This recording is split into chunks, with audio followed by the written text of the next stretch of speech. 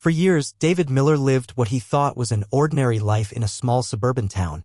A quiet man, a software engineer by profession, he had a simple routine: work, home, occasional dinner with friends, and long nights spent reading thriller novels. His life was steady, predictable, and safe. But the nightmare began when he started noticing strange things.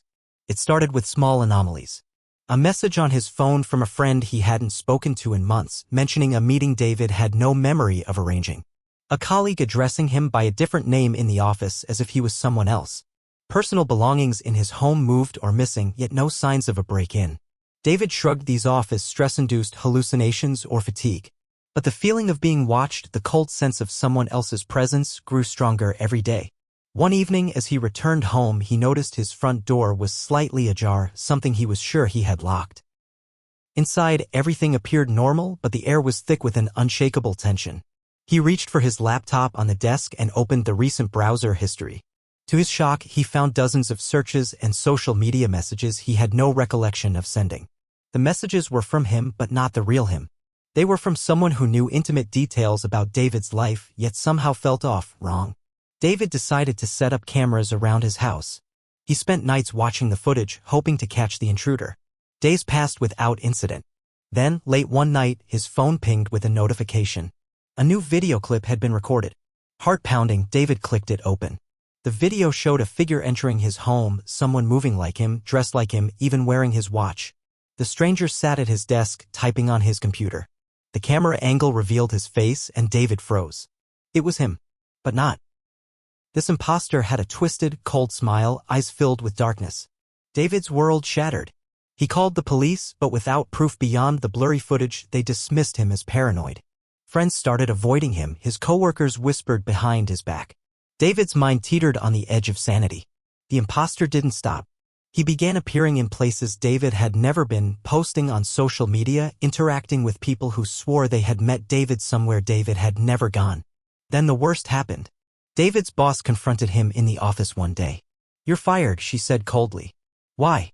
"I didn't do anything wrong," David protested. "Your account was flagged for suspicious activity. Someone has been using your identity to hack into our systems."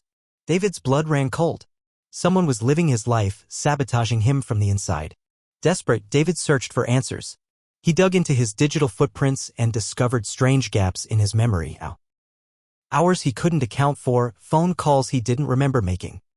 He tried to confront the imposter, but every time he tried to get close, the man vanished, leaving behind a trail of lies and destruction.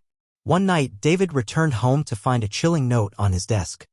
"I've been you longer than you know. And soon, you'll be the ghost." From that moment, David was trapped in a twisted game of identity and survival. The imposter's moves grew bolder. He contacted David's family, pretending to be him.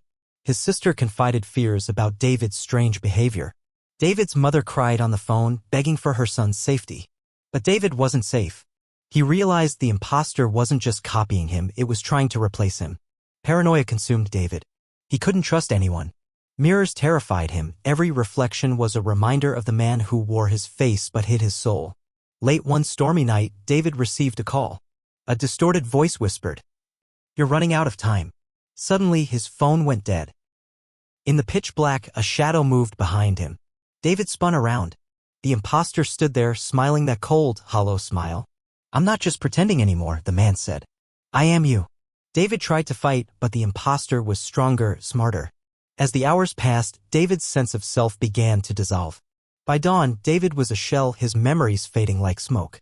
The imposter looked into the mirror, smiling. His reflection smiled back. David was gone. But the imposter? He was just getting started. The man who pretended to be David for years stepped out into the world, wearing his face, living his life. And no one ever suspected a thing.